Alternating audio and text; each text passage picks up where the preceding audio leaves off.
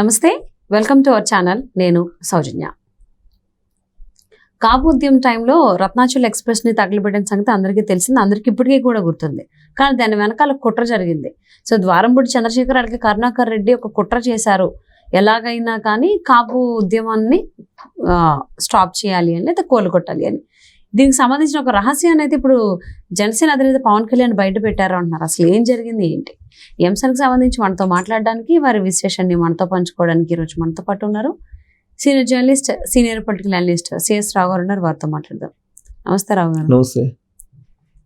పవన్ కళ్యాణ్ బయట పెట్టినటువంటి ఆ రహస్యం ఏంటి కాపు ఉద్యమాన్ని స్టాప్ చేయడానికి? సో ఒకటేంటంటే కొన్ని సంఘటనలకు సంబంధించి నిజాలు నిదానంగా తెలుస్తూ ఉంటాయి. ఎప్పుడు కూడా నిజాలకి టైం తీసుకుంటాయి. నిజాలు బయటకు వచ్చేటప్పటికి అబద్ధాలు బాగా స్ప్రెడ్ అవుతాయి. సామెత కూడా ఉంది కదా, నిజం నిలకడగా నిజం తెలిసే లోపల అబద్ధం ఊరంతా చుట్టూ వచ్చిందని. అలాగా కాపు ఉద్యమం నేపథ్యంలో జరిగినటువంటి ఒక పెద్ద సంఘటన ఏంటంటే కిర్లంపూడి దగ్గర రత్నాచల్ ఎక్స్ప్రెస్ తగలబెట్టడం.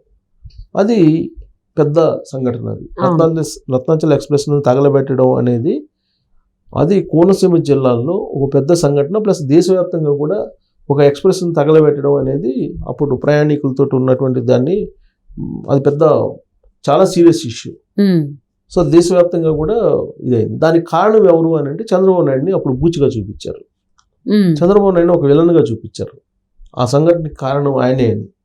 ఎవరు చూపించారు అని అంటే ముద్రగడ పద్మనాభు అండ్ కో.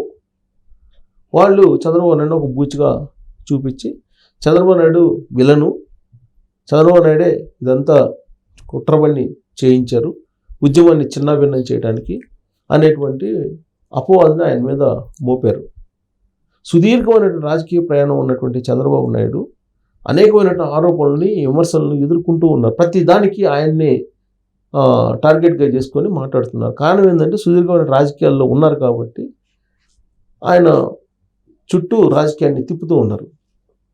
అసలు కిర్లంపూడిలో జరిగినటువంటి రత్నాచల్ ఎక్స్ప్రెస్ సంబంధించినటువంటి ఆ సంఘటన, తగలబెట్టినటువంటి సంఘటన వెనక అసలు ఎవరున్నారు, ఏం జరిగింది అనేది పవన్ కళ్యాణ్ ఇప్పుడు ఎన్నికల ప్రచార సందర్భంగా అసలు రహస్యాన్ని బయటపెట్టారు. ఏంటంటే ఆయన ఆ రహస్యాన్ని చెప్పేంత వరకు కూడా ఆ రోజు ఏం జరిగింది అనేది అసలు ఎవరు బయటికి తీలా. దానికి సంబంధించిన కేసులన్నీ కూడా మాఫీ చేశారు రాజకీయ లబ్ధి కోసం. అమాయకుల్ని బయలు చేశారు. అమాయకుల మీద కొంతమంది మీద కేసులు పెట్టారు. అవన్నీ జరిగిపోయాయి. అసలు దోషులు ఎవరనేది ఇప్పటివరకు తెలియదు. దాని వెనక ఎవరు కుట్రమన్నారు అనేది ఎవరికి తెలియదు. అసలు వాళ్ళ మీద కేసులు లేవు. ఎవరెవరినో అమాయకులను తీసుకొచ్చి కొంతమంది మీద యువకుల మీద కేసులు పెట్టి చేతులు దులుపుకున్నారు.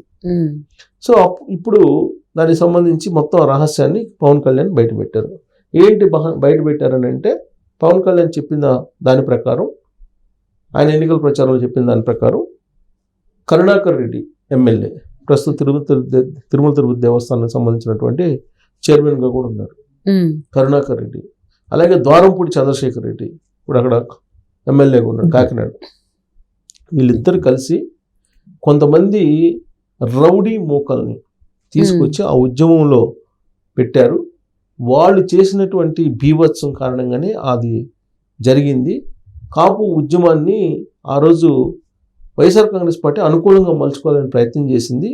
దాంట్లో భాగంగా సవ్యంగా జరుగుతున్నటువంటి కాపు ఉద్యమాన్ని హింసాత్మక దిశగా తీసుకెళ్ళింది వీళ్ళిద్దరే అని చెప్పి పవన్ కళ్యాణ్ చేసినటువంటి ప్రధానమైనటువంటి ఆరోపణ.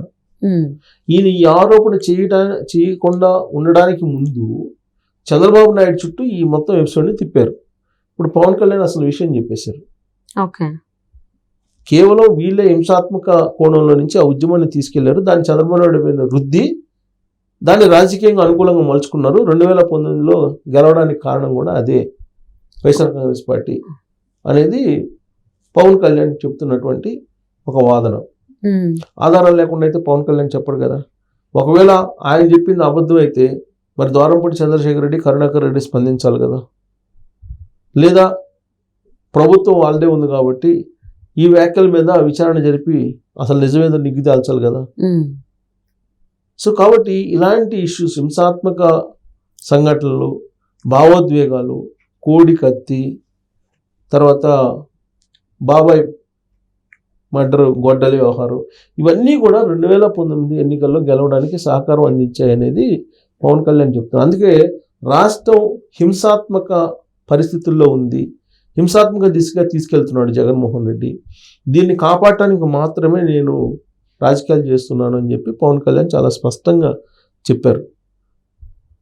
మీరు రాష్ట్రం వదిలిపెట్టి వెళ్లకుండా ఉండాలి అని అంటే ఖచ్చితంగా జగన్మోహన్ రెడ్డిని ఓడించండి అని చెప్పి పవన్ కళ్యాణ్ ఇస్తున్నటువంటి ఒక పిలుపు. ఆ రాష్ట్రంలో ఉండే పరిస్థితులు మొత్తాన్ని అవగాహన చేసుకున్న తర్వాత ఆయన ఇవన్నీ చెప్తున్నాడు. సీట్ల షేరింగ్లో నేను త్యాగానికి పాల్పడ్డాను, కారణం ఏంటంటే జగన్మోహన్ రెడ్డి అనే అతను ఉండకూడదు అనేటువంటి ఉద్దేశంతో.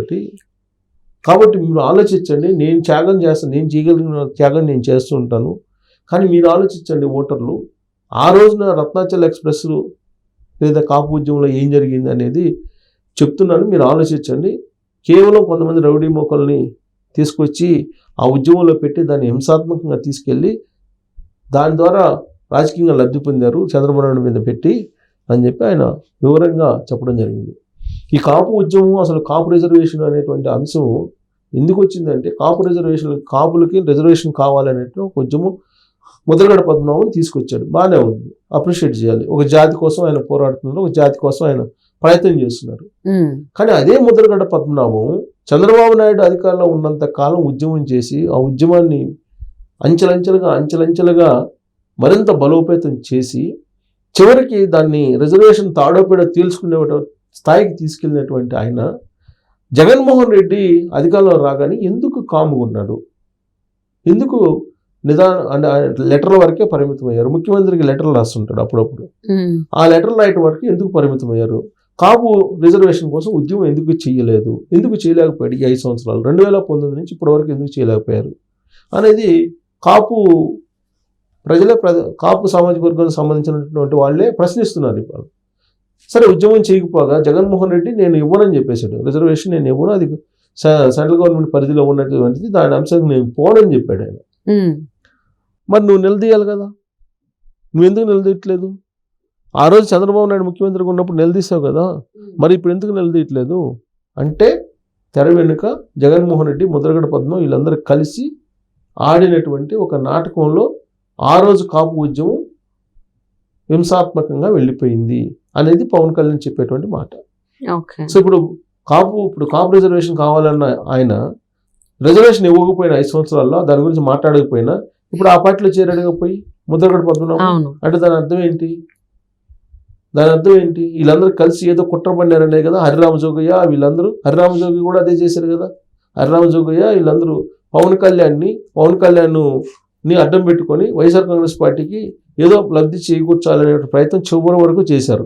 సీట్ల షేరింగ్ విషయంలో లేదా సీట్ల సర్దుబాటు విషయంలో హరిరామజోగి లెటర్లు రాసేవాళ్ళు.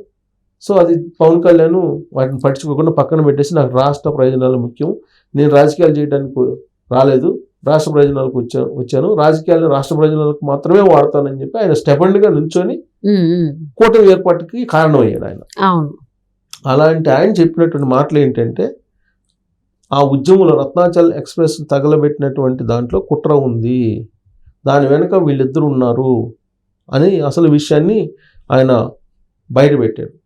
మరి ఇప్పుడు రిజర్వేషన్ సంగతి ఏంటి అని అంటే, రిజర్వేషన్ అనేది కోర్టు పరిధిలో ఉందని చెప్పి చెబుతున్నారు. ఇప్పుడు అడగలేము. ప్లస్ దానికి సంబంధించి అప్పట్లోనే చంద్రబాబు నాయుడు మంజునాథన్ కమిటీ చేశారు. మంజునాథన్ కమిటీ వేసి రిజర్వేషన్ ఏ విధంగా చేయాలని, అసలు తెలుగుదేశం పార్టీ ఘోరంగా ఓడిపోవడానికి కారణమే 2019లో ఈ రిజర్వేషన్ అంశమే.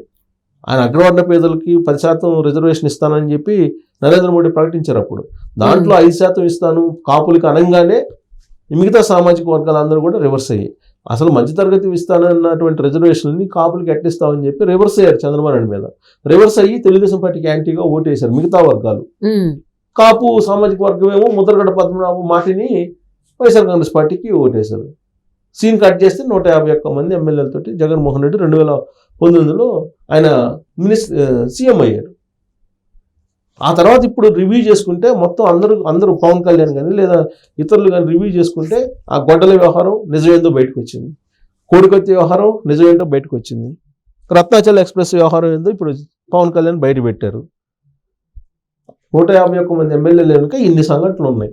ఓకే. ఇన్ని సంఘటనలు ఉన్నాయని తెలిసి కూడా ఇప్పుడు ముద్రగడ పద్మనాభం లాంటి వాళ్ళు ఇంకా కూడా పవన్ కళ్యాణ్ టార్గెట్ చేస్తున్నారంటే ఆయన అదే అన్నారు, నేను కాపు సామాజిక వర్గాన్ని నేనేమి అమ్మట్లేదు, నేను హోల్సేల్గా ఎవరికి ఇచ్చే ప్రయత్నం చేయట్లేదు, నాకు ఆ స్తోమత ఉంటే నేను ఎందుకు ఓడిపోతాను, అసలు నేను రాష్ట్ర ప్రయోజనాల కోసం నేను పనిచేస్తాను, రాజకీయాలు చేస్తాను, వీళ్ళలాగా స్వార్థపూర్వమైన రాజకీయాలు నేను చెయ్యలేను అని చెప్పి ఆయన ఒక వివరణ ఇచ్చి అసలు విషయాన్ని బయటపెట్టాడు.